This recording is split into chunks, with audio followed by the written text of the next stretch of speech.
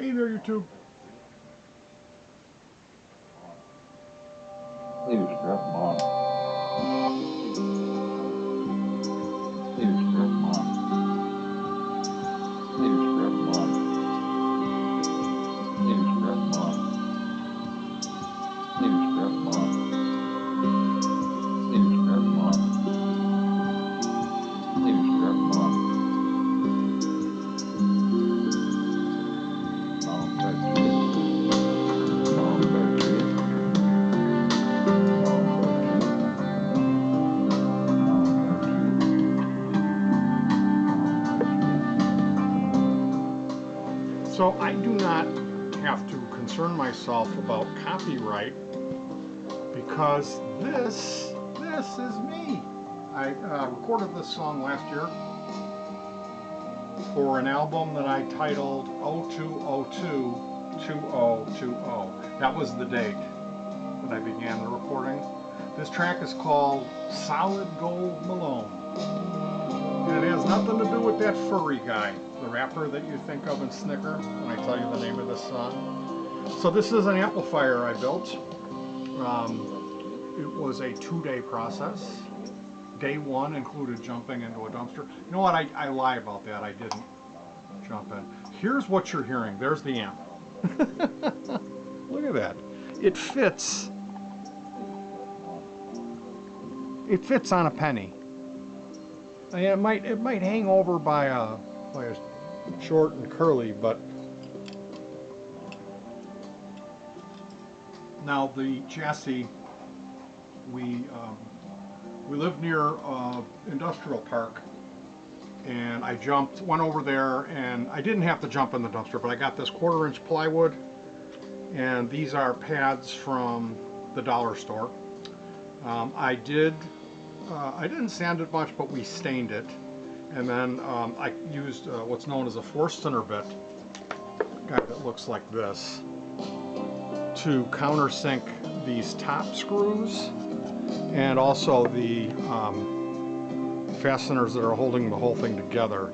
So on the back, you see there is a single battery. This is what's powering it, and the chip amp, this is the whole thing, that's it. Like if we open this up, which we're gonna, let's take a look inside. This is, like I said, a very easy project. The purpose of this amplifier, I have a micro tube amp, and then I have a 7.5 watt per channel monoblock, which is a beautiful tube amp. And then I've got a Grundig, a German tube amp, and then I got a Philharmonic vintage guitar tube amp with a vintage 12 Alnico speaker in it. So I've got, if you were coming here to laugh at me and say I only use solid state and I love solid state and I love Class D, it's simply not the case. And if I wanted to warm this up, I could put a tube preamp in front of it. Because I've got one, I'm looking at one that I built 2 weeks ago thanks to Heavy Metal ATC, another great YouTuber. So there's the chip amp. It's basically a battery holder with the battery. Then there's a power switch, an LED, and a pot that I wired on. And then an output, this is actually the input jack. Key to Bobitas, baby. Where's his treats? There's the input jack here, and then here's the output. And there's the chip amp. So it's, mind you, I cut these these side pieces, I cut the wrong size. They were a little bit shy. And I redid them, and somehow they were exactly the same size. So I removed the top. The whole idea with this wood to surround the gift box was to make it a little bit more sturdy and healthy, and also the clasp that held it on, because it had a top. You can see here's where the top came in. That latch broke off. I bought the box for 50 cents at Goodwill. And I'm gonna grab some cat treats. Oh, okay. Gita. So we're gonna talk some more. I'd like you guys to stick around. I know it's boring. Oh, Petey made another micro amp. The purpose of this is I really like the idea of an amp running that you don't need to put a battery in, or I mean a power supply, or plug into the wall. Like, I can take this outside, slap it down, and play my guitar through it with a multi-effector. Something that, like a Zoom or a new X, the MG300, I've just got that one. And oftentimes I find myself wanting to make custom patches. And this is something when I go to do editing, patch editing, my wife and I have a duo that we make music in, and this would be something if let's say I'm out at a Goodwill and it's late.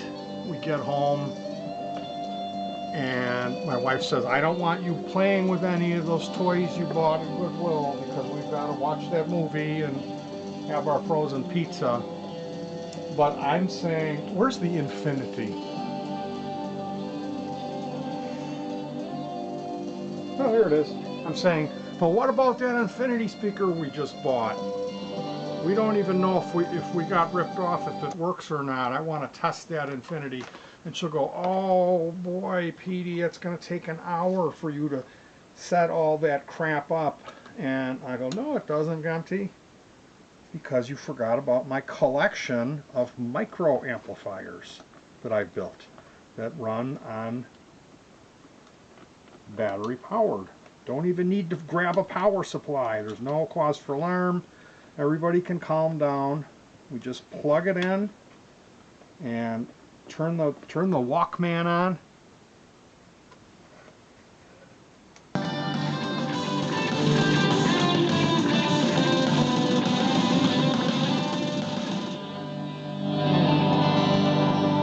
And there you go. So like I said, this would be good for, it's mono. And you know, I very well could have built a stereo amp. That just was not the objective this time. This time it was building a mono amplifier. There's my test tone. Man, is that quiet. The speaker is not as efficient as this one. But the point being that I have its cousin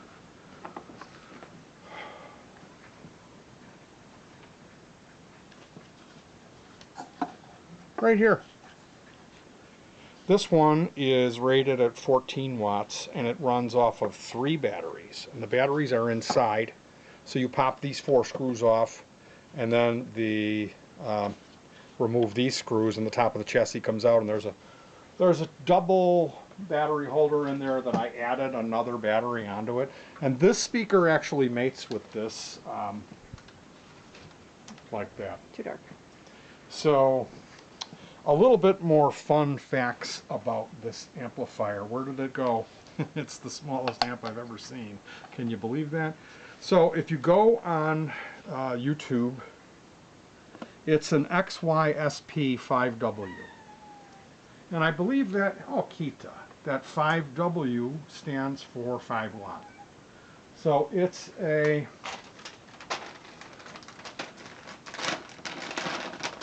It's a 3 to 5 watt amplifier, and the speaker is 4 to 8 ohms. The auction included the pinout. So when you're looking at this device, on the bottom of it, it's labeled. So if I have it facing me and the electrolytic capacitor is on the top right, the pinout goes from left to right. So if you're looking at it like this, the pinout from left to right is speaker plus, speaker minus.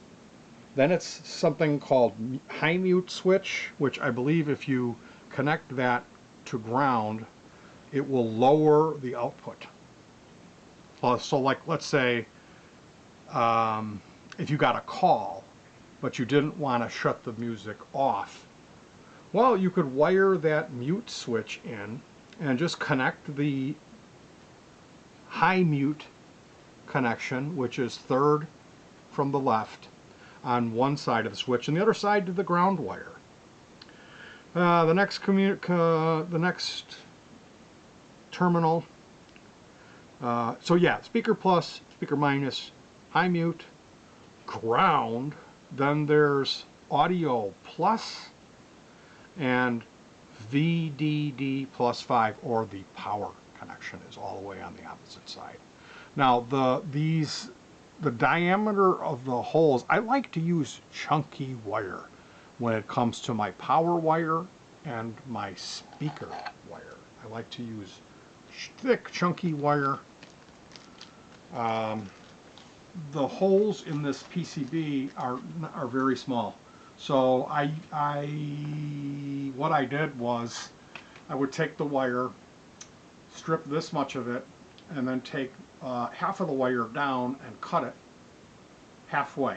This is like about 2 millimeters of space I'm measuring out here, and then twist that up nice, stick it through the hole, and solder the whole thing up with my flux. Where's my Here's my flux container that I use, flux wand. That's plumber's flux in there. So I did not clean the flux off of this unit, and you really, I mean, people are always like, you really need to get that flux off of there, like it's some big, oh my goodness, you're really gonna regret. So here we go. Here's getting the flux off, and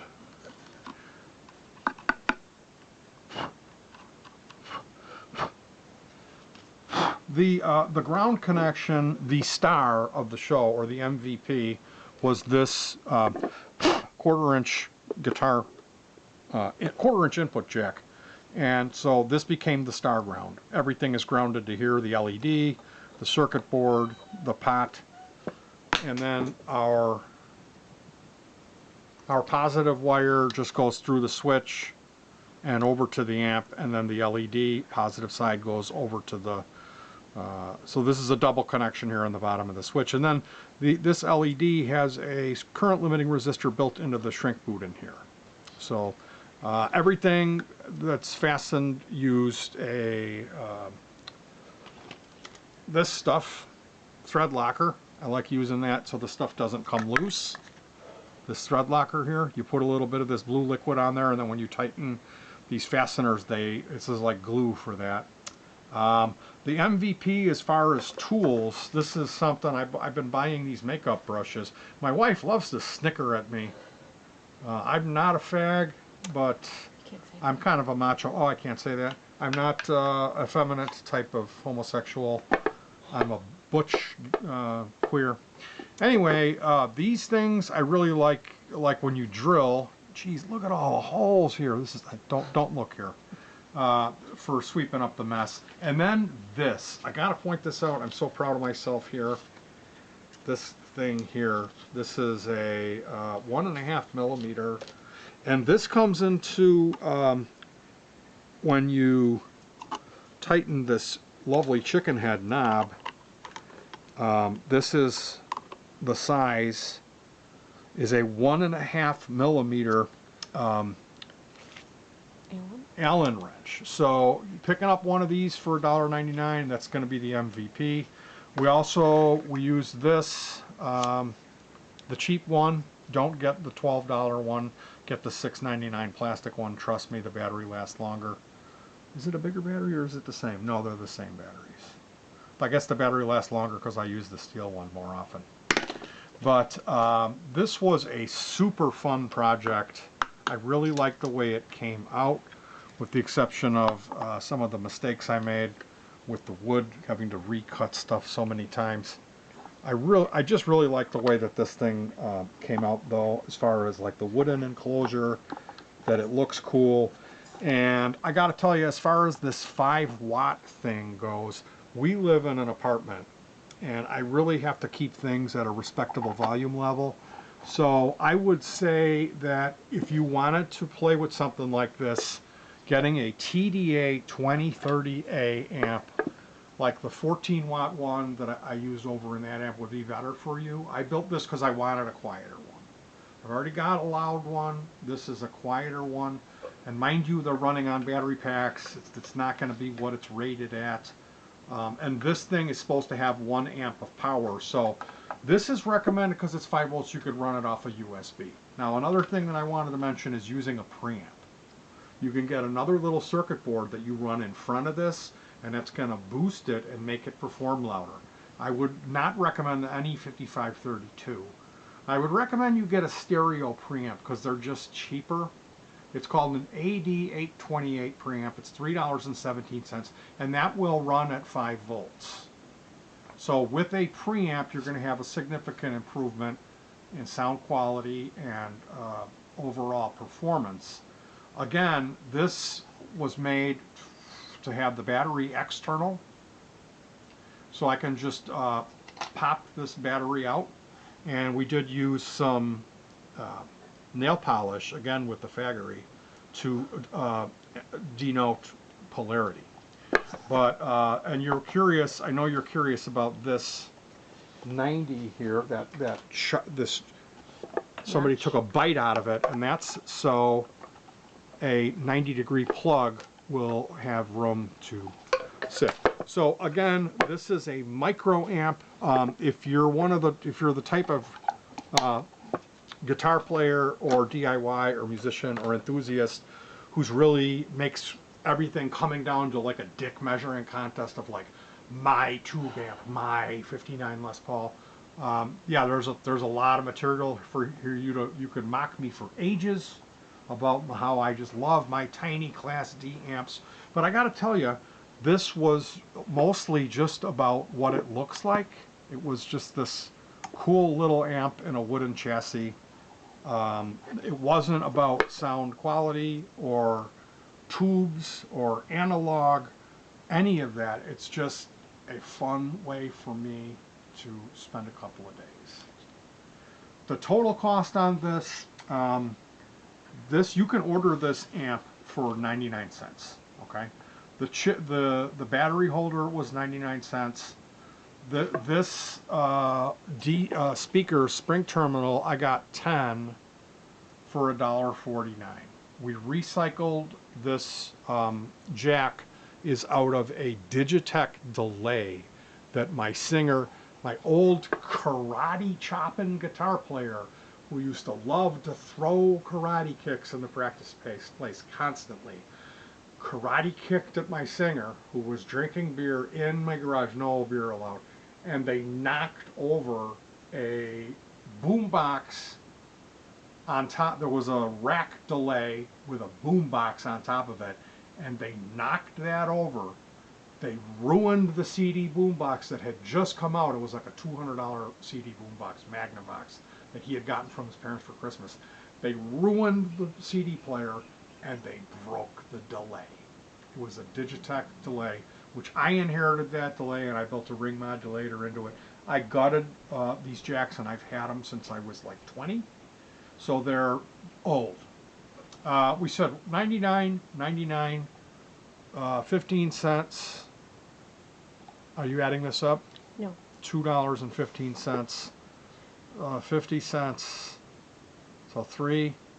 Another $4.50 for the switch. The chassis was 50, so 5. So I'm going to say between $5 and $10, but really like 5. This was a $5 project.